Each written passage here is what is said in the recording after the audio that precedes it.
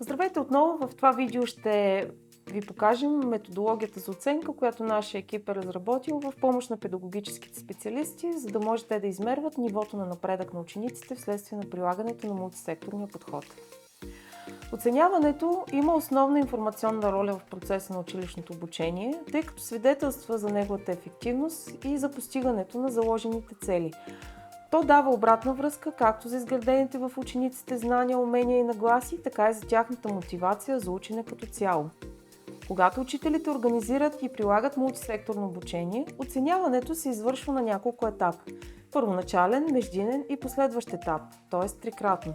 Това се налага, за да се координира и направлява учебния процес, за да се направят конкретни заключения и препоръки в хода на процеса на преподаване и учене. Оценяването се извършва както следва. Оценка на учениците на първоначално ниво.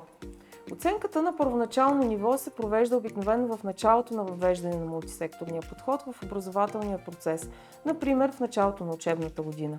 Поради факта, че при съвременните условия учениците получават определено, често пъти значително количество от знания, умения и навици от средствата за масова информация и по други канали. Първата оценка на знанията на учениците има за цел да послужи като основа за преподавателите, въвеждащи мултисекторния подход в образованието. Същата изпълнява ориентираща функция. Тя ориентира учителя и до известна степен и учениците в готовността им за предстоящата учебна дейност. Установяването на входните знания, умения и навици позволява учителя да ги използва при разработката на новия материал, както и за да определи индивидуалния подход към всеки от учениците по време на прилагането на мултисекторния подход. Основните характеристики на първоначалната оценка са: провежда се в началото на обучението, има преобладаващ количествен характер и проверява предимно специфичните знания и умения. Оценка на учениците на междинно ниво. По отношение на оценката на междинно ниво, като отличен метод за оценки би била работата по казус. В своята същност казусът дава възможност да се обсъдят общи проблеми и да се споделят идеи в една типична ситуация. Насърчава се груповата дискусия и груповото решаване на проблеми.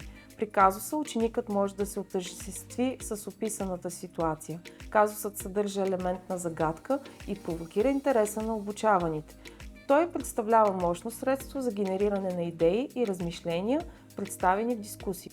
Същността на работата по ученическия казус се състои от активен метод на обучение, основан на разглеждане на конкретни, реални ситуации от практикуване на бъдещите дейности на учениците, т.е. използване на методиката на ситуационно обучение Case Study. При работата по ученически казус се използва активен, проблемно-ситуационен анализ, основан на учене чрез решаване на конкретни проблемни ситуации.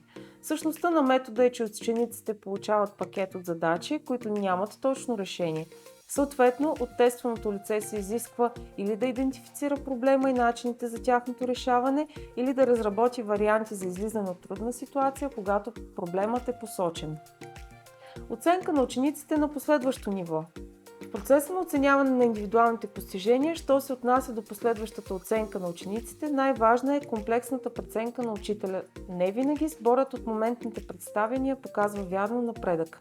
Какво могат, а не какво не могат учениците, това е мерилото, което учителят трябва да ползва. За измерване на резултатите от обучението е добре да се прилагат разнообразни подходи, методи и инструменти, например отворени дискусии, игрови методи, индивидуални задачи, проектно базирано обучение, презентационни подходи, казуси, при които учениците ще покажат по-сложни умения и мисловни процеси.